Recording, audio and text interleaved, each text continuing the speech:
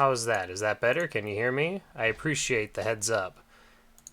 I should have known to check my audio settings because I noticed that the music setting was reset back to defaults. Perfect. Like I said, thanks for joining me back on the Campaign Prep stream. This is my D&D 5th edition stream in which I prepare sessions for an ongoing online D&D 5th edition campaign. Oh, yeah. The protagonist and all. Yeah, definitely. If that is who I think it is, you don't want to see what's coming up because that'll spoil you come Friday. First things out of the way, folks, because this last first session stream of this campaign, I unlocked, affiliate? Yeah, I think I unlocked Twitch affiliate. So what that means now is that I have channel points. You probably noticed them if you're watching the chat currently. You're accruing points, experience points. And that means that you can cash those points in to do different things throughout the course of watching these streams. And I thought, wouldn't it be fun to allow viewers to award our players with things throughout the campaign. So you can cash in your points to give our players potions of healing, potions of greater healing, inspiration, and eventually, it's not on there yet, but eventually I will get in there. You can cash in a lot of points to gift our players with gift them with a random encounter, and of course that'll be at the next plausible point. So if someone cashes in for a random encounter, then I'll see that, I'll make a mental note of it, and then the next time that a situation would come up where I have them roll, instead of having them roll, I will just trigger a random encounter. Yeah, so exciting. I'm excited to see some of those start to be cashed in during our future sessions. Like I said, the next one is this Friday, starting at 9 p.m. Central, maybe a few minutes after, depends on when my players are available. But anyway, now that that's out of the way, let's go ahead and dig into the Stygian Queen. Thanks for the sub, Docs. I'm pretty sure is one of the players in this game. I think it's Kip. I have trouble keeping people's online handles straight. But thank you for the sub. It is Kip. I knew it. Thank you so much. My first sub, and it's one of my players. Yay!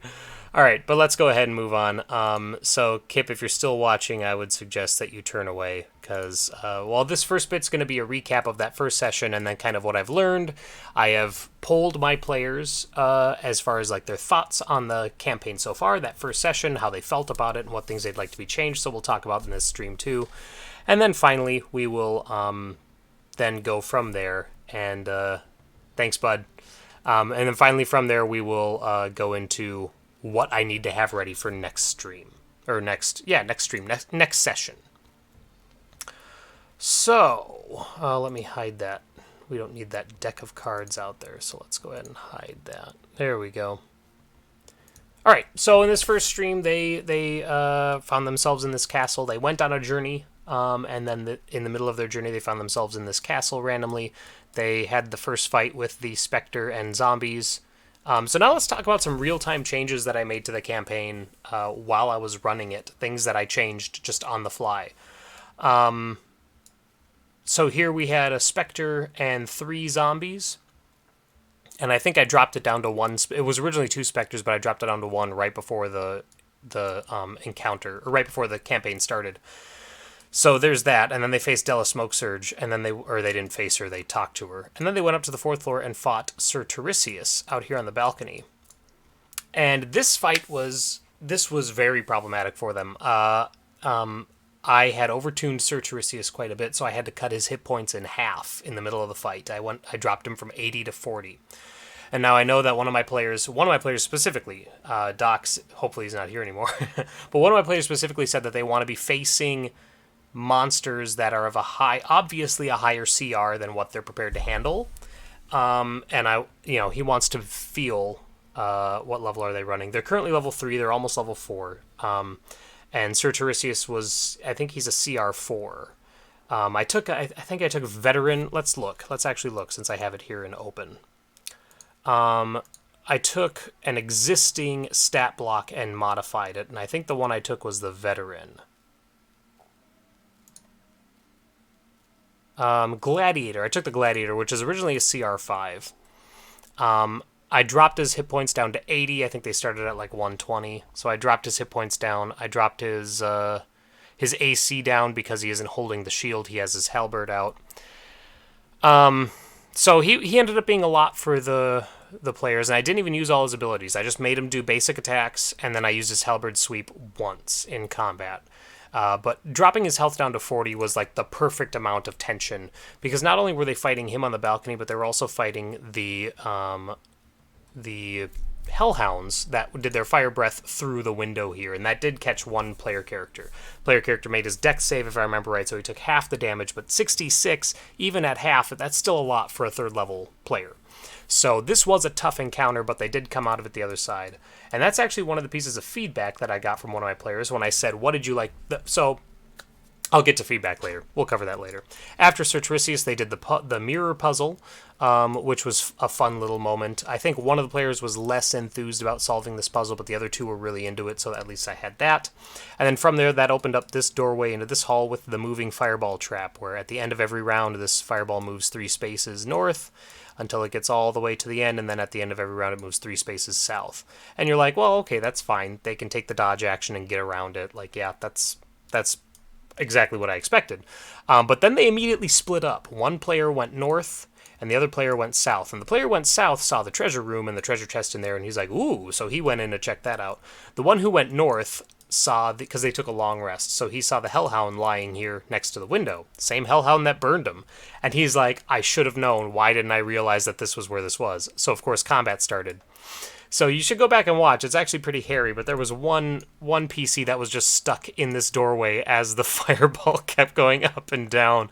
And there were a couple of moments where one of the players was like, okay, the wording in the player's handbook says that when an unconscious character regains 1 hit point, they pop back up. And he's like, and this fireball was literally right above his unconscious body.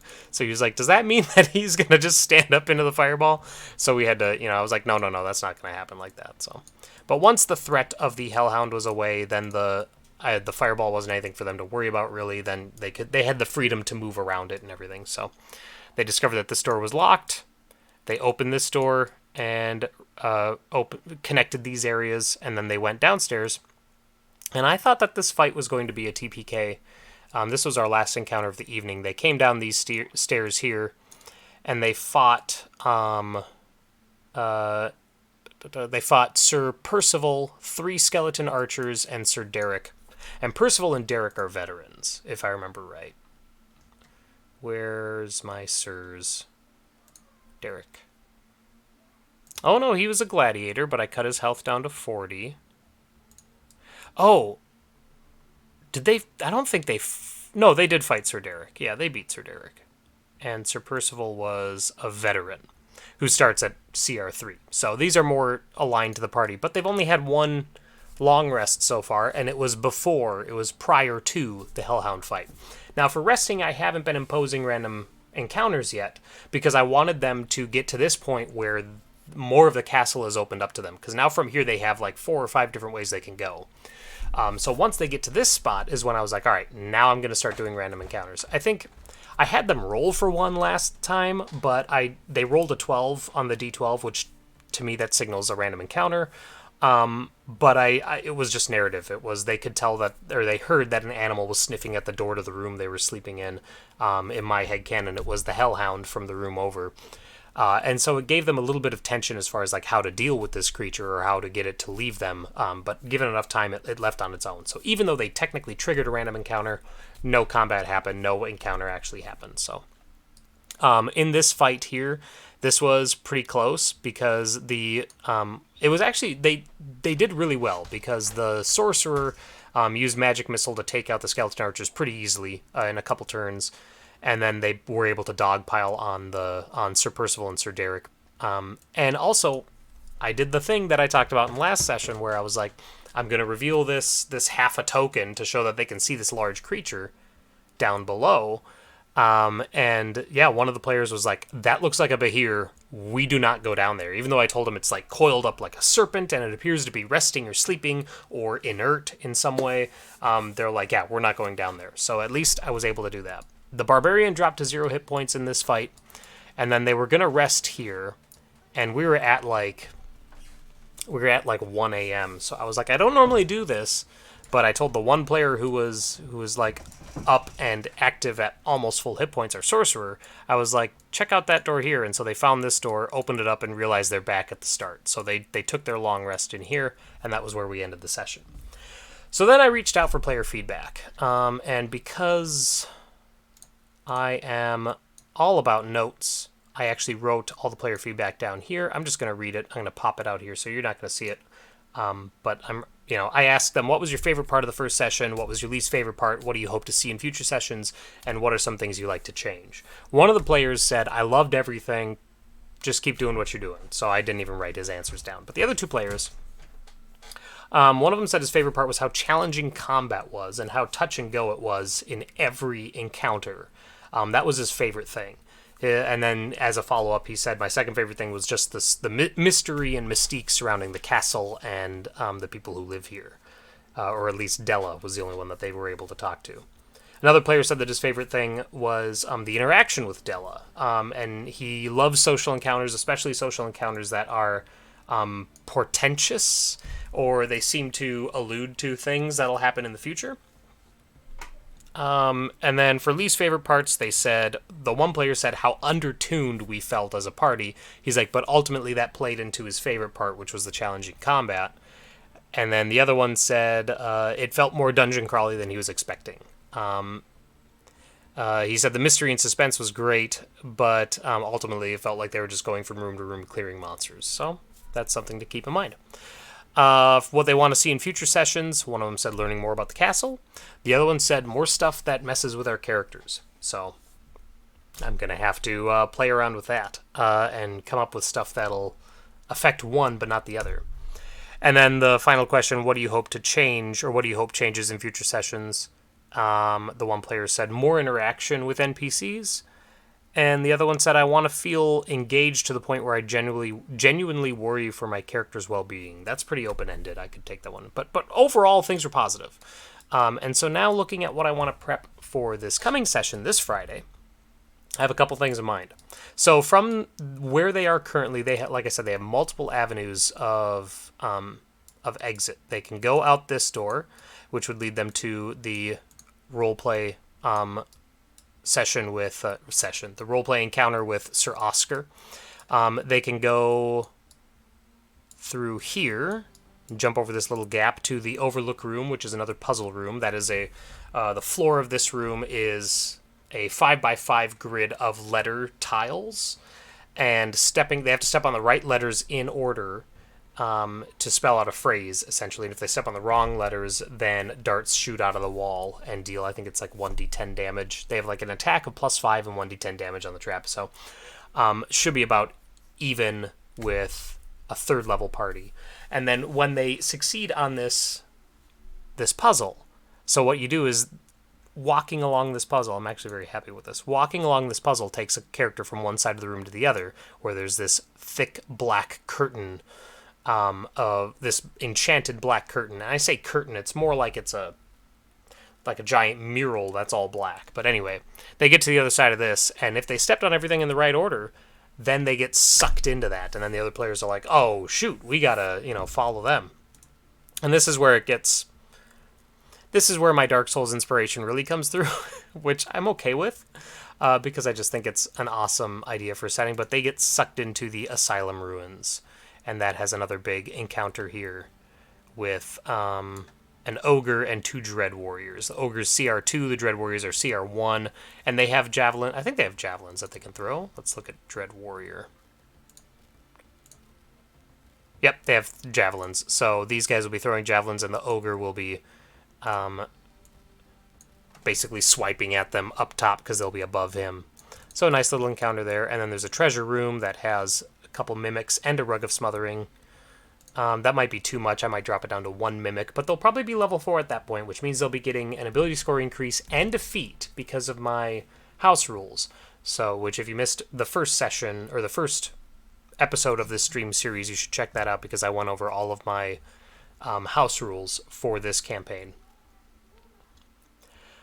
So they could go into the Asylum Ruins, they can go and meet Sir Oscar, they could drop down to the second floor here, they could choose to go down another floor, which would bring them into this area that is called the Den of Shadows. And I had said previously that this was going to be some sort of puzzle where there's going to be, because I have 2 rooms here, I actually have 3 rooms, where there's going to be some sort of puzzle involving light and shadow in these rooms. I haven't really determined what yet. The puzzle is totally optional, because if they complete the puzzle, KC in chat, yay, new rules, yeah. It's all the same stuff. Like, KC here is in another campaign that I'll be doing in about a month. End of this month, actually, is when it starts. That's Rime of the Frost Maiden. And the house rules and everything that I use for this campaign for Stygian Queen are also used in Rime of the Frost Maiden. So, nothing really new, KC. But in case anybody who's watching hasn't seen the previous episodes, then it would be new. Anyway, I want to do some sort of puzzle involving these 3 rooms, involving light and shadow, and probably using shadow enemies like as the punishment for a wrong guess or a wrong answer in some way. Maybe they have to manipulate light in certain ways. I'm not exactly sure how I'm going to do that yet. But that will unlock this treasure room that has 3 treasure chests that are all straight up treasure chests. They're no mimics. And so what I'd probably do is give them 2 treasures from the uncommon treasure table and then 1 from the rare treasure table. So let's pull this out a little bit further so you can see that. I made a couple macros from some just random rollable tables. And so you can see here that the uncommon treasure, what I did, so in my notes it says they get 3 random rolls on the treasure table. But what I did in practice was I rolled, which gave me 3 rolls, but I picked 2 of the 3. And I think that's what I'm going to do from now on. Because 3 magic items, even if they're all uncommon, from a single treasure chest, that can stockpile pretty quickly, and I don't want it to get too out of hand. So I'm picking 2. So they already have a Potion of Growth. I'm not going to give them 2 Potions of the Wand Mage, so I'd click that again. Gloves of Thievery, Rod of Retribution, and a Quarterstaff +1. I would probably give them the Quarterstaff +1 and the Gloves of Thievery. And then the other uncommon treasure, Bag of Holding, Javelin of Lightning, and Shatterspike. Shatterspike is a unique weapon from, I think, the Lost Mines of Phandelver. So it's still an uncommon item, but it's a nice weapon. I think it's a +1 mace, but I can't remember exactly. I'd probably give them the Bag of Holding and Shatterspike, because Shatterspike requires attunement, and I don't think they have anything that requires attunement yet. And then from the rare treasure, we have a Mace of Smiting, Elven Chain, and a Ring of Poison Resistance. I'd probably pick the Chain and the Poison Resistance. Why would I pick those? I don't really have an answer for that. Obviously, for this, I wouldn't give him the Potion of Growth because I already gave him 1, and I wouldn't give him either of these because it rolled up 2, so I would then just default to a new roll. That's just how kind of my brain works, where if I see 2 of the same thing in one set, I just null the whole set and move on. But really, I would avoid the Mace of Smiting just because that will, if I remember right, the Mace of Smiting is increased power versus like objects and constructs, and that would introduce this whole idea that like, oh, we can use this to beat down those doors that we couldn't open. And I kind of want to avoid that because I kind of like part of this, I'm giving them a lot of different ways to explore, but part of the way that I can do that and still not overload myself on what I have to prep is to still funnel them into specific avenues. So even though we're at a point like now where they can go 4 different ways, they have to pick one of those 4 ways. They can't invent a 5th one. And the Mace of Smiting would kind of, if it's the mace I'm thinking of, it would introduce a 5th way for them to go. And I wouldn't have that prepped. Which is fine. I could improvise it, but because of the nature of this campaign, and I want it to feel like it's all, one big interconnected puzzle, like Rubik's Cube that they're going through room by room. I don't want to have to improvise if I don't have to. You know what I mean? Like, I want to avoid that if I can, because the more prep I have, the more this will feel like a cohesive, living game world for the players, and that's generally my stance on everything, on any RPG campaign I do. The more prep I do, the more it feels real to my players, and that is my goal first and foremost, is to make this feel real. Without saying any, I don't want to throw anybody under the bus here, but I have played with other game masters and other systems and other games, and I'm the kind of player that when it becomes apparent that the game master is improvising, when they say things like, sure, we'll say that his name is Frank, or whatever, that sort of thing, that's when it pulls me out of the game, and my fun decreases by, a not insignificant amount. And I know that's me, and I know that's just me, and I know that other players are totally different, but because that's how I am, that is then how I run games. I try to run games, the kind of games that I would love to play in. And so that means more verisimilitude, less transparency as far as what I'm... Now, after the session's over, I may talk about some things, and especially when a campaign's over, I will, I'll definitely show notes to my players and be like, look at this shit you guys made me do. But in the course of a game, I definitely try to maintain verisimilitude. Moving on. So there will be some sort of puzzle here involving light and shadow that will unlock this door to this treasure room with the most treasure they found in one spot. This door is locked, but they're going to get that key when they explore after the fight with Sir Derek. So the very first thing they do in this next session, they'll find the key to the Eastern Ramparts, and that will open up everything that is on the exterior. So this is currently the second floor, so we could go down to the first floor. So they could jump down into this courtyard here if they wanted to. They could jump down into the main courtyard out front, which is probably what they'll do because they'll probably see a way out. So I should probably add a gate or something to this part of the map. Do I have dynamic lighting set up on this map already? I do. Perfect. So that means I can grab a player character. Who should we grab? Thaldar, our barbarian. Okay, so I have his vision currently set up. Great. Or rather, vision of this floor. I should change it to update only when dropped so that it doesn't have all this real-time updating. But yeah, I should add some sort of gate here. Either that or I should add just a big creature. Like, what's a big creature that would be scary to a group of level 4s that I have already made? I just drop a bunch of black pudding. I do plan to use the black pudding in the Asylum Ruins, so we'll get to that later. Actually, we already kind of covered that. Yeah, in another map I plan to use the black pudding, so could drop a couple earth elementals. That would be a very obvious FU, don't go this way from the DM, I think, if there's 2 earth elementals there, because these things are tough. Elementals are CR5. And I don't think I would change anything about them because I want them to feel like a regular fight. I don't want them to feel like a boss fight, So I'd probably just, they make 2 slam attacks. Each attack hits +8 and 2d8 +5, yeah. These guys would demolish our players. So they have multiple ways open to them. And of course with some, either by just straight up locking doors or by dropping big monsters in the way, like this Behir, that is still present, I can funnel the players into certain avenues. So my guess is that when they realize that this door is unlocked, they'll go that way.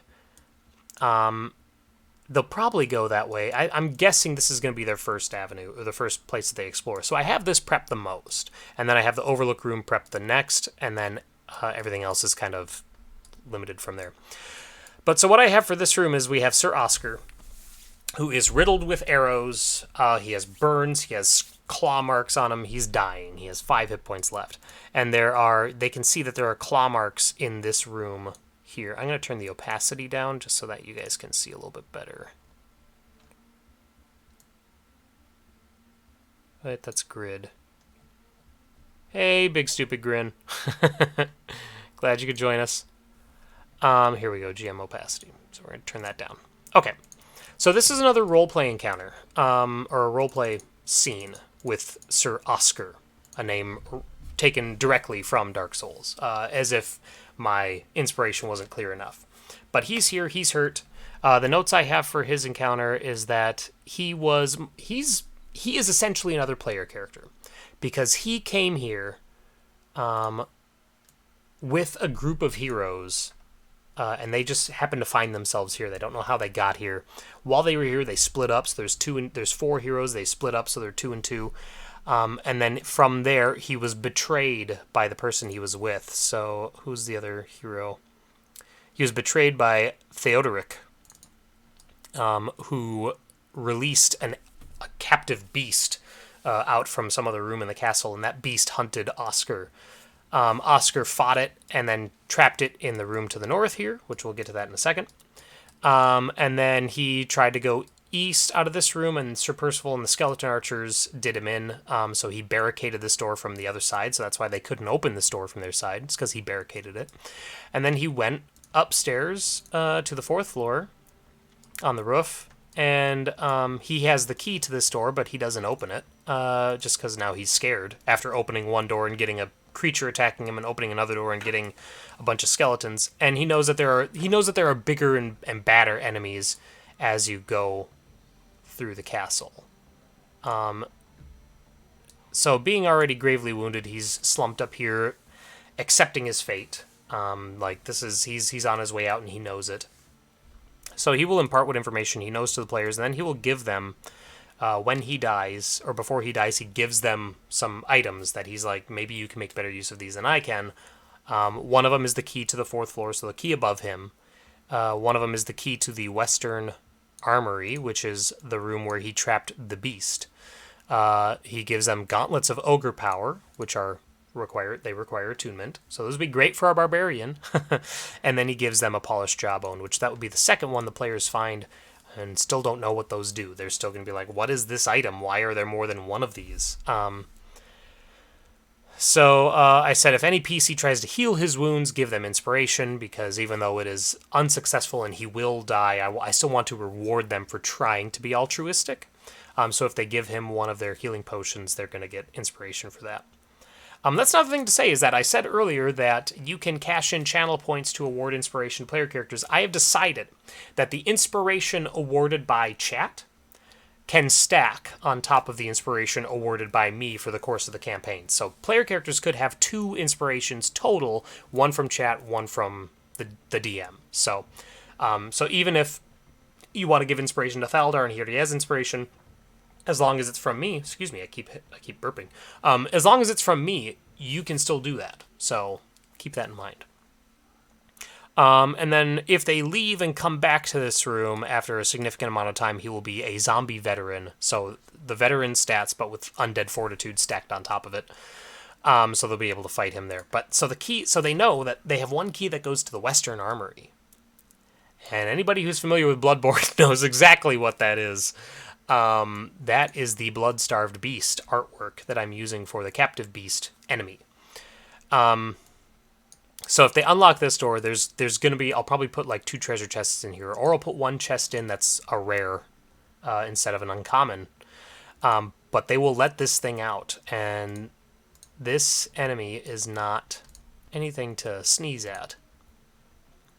So now for this, because I love customizing monsters. That's one of my favorite things to do in D&D 5th edition.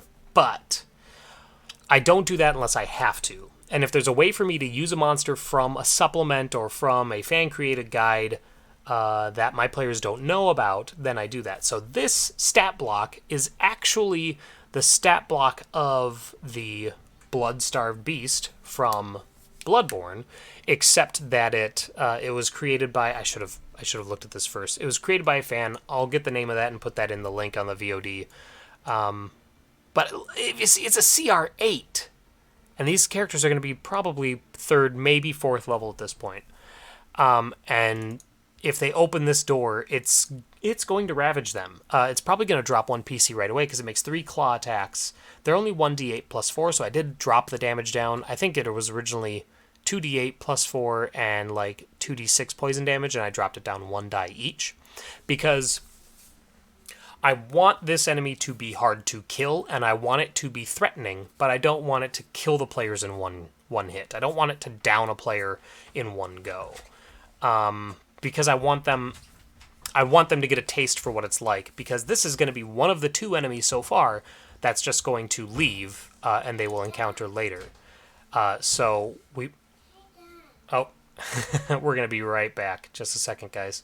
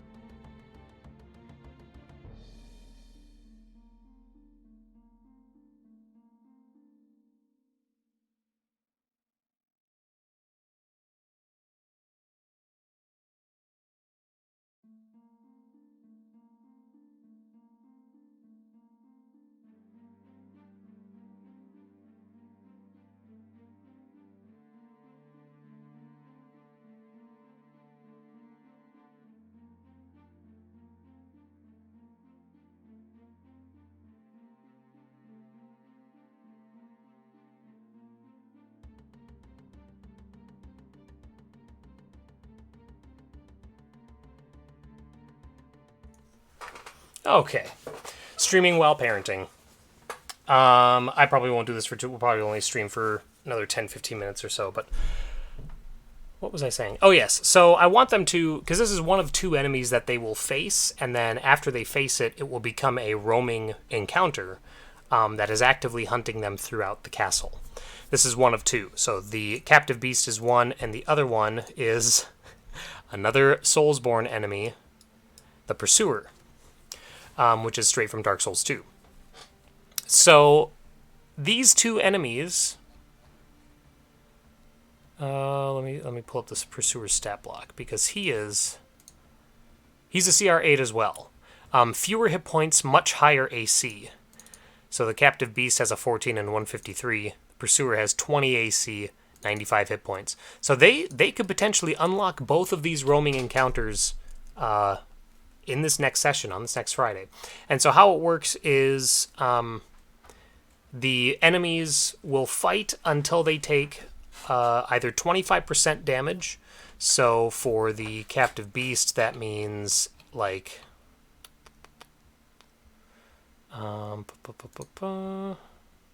Casey asks, why wouldn't the beast just kill them up front? Yeah, I have these enemies fight until they take a fourth of their total hit points in damage. So where's my... Yeah, 40-ish damage for the beast, and it's like 18 or 20 for the Pursuer. And when they do that, then they leave. So the beast will flee, it will run away and leave them alone, and the Pursuer will fade into mist, much like he does in Dark Souls 2. And then, every time they enter a new floor, or every time they rest, they will... there's a chance that they will come back and face them. Which I think is really cool. That's something that I'm excited for. It will... No, they don't have multi-attacks yet. But by the time they get to 4th level, again, if they're 4th level before they face this thing, which they very easily could be because they're within a couple hundred experience, and I award 50 to 100 experience for social encounters, depending on what they learn.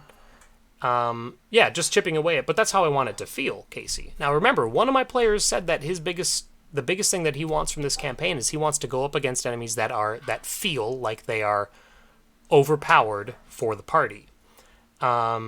So I am totally fine throwing one or two. Maybe two is too much. Maybe having both the Beast and the Pursuer is too much. And maybe they won't unlock both right away. Maybe they'll just unlock the one and then they'll pick a different route entirely.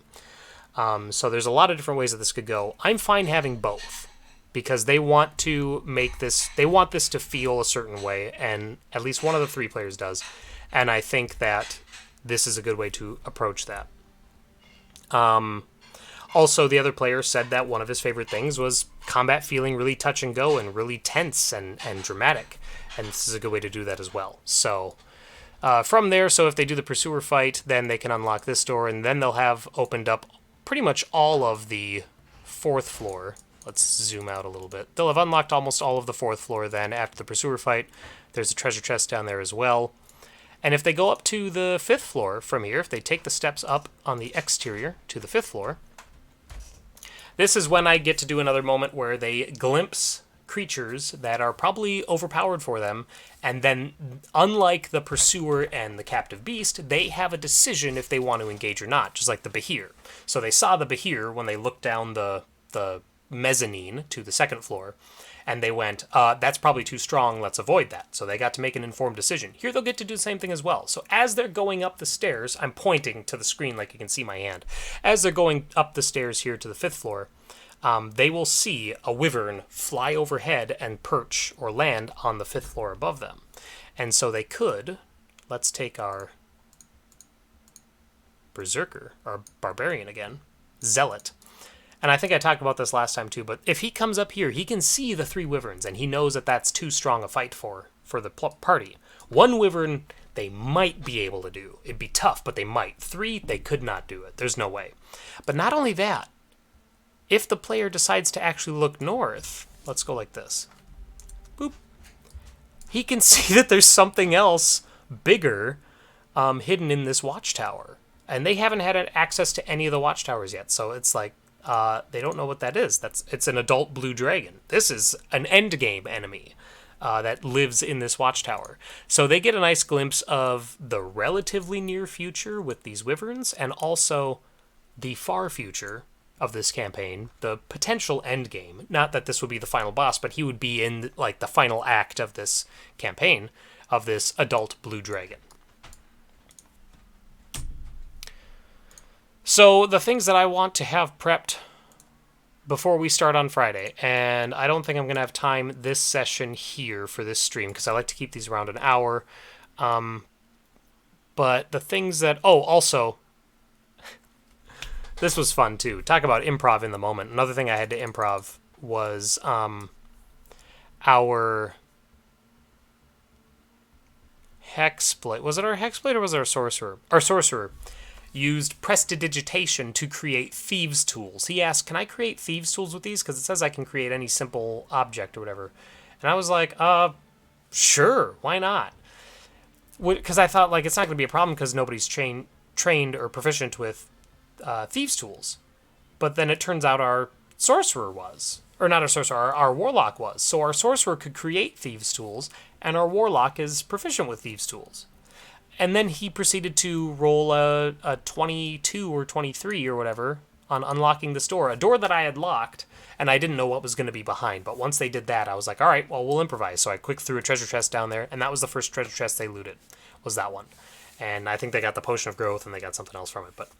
But anyway, having to make stuff up on the fly. Because while doors are locked, and I don't necessarily want them to proceed everywhere, something like this was a small little room that I didn't even have a purpose for yet. I just knew I wanted a room early on locked so that when they discover a key for it, they could be like, oh, this is back where we started. Let's go back there. You know, that sort of thing. But I think it was much more important to just give them the unlock. Like, if you rolled 23 on the unlock, fine.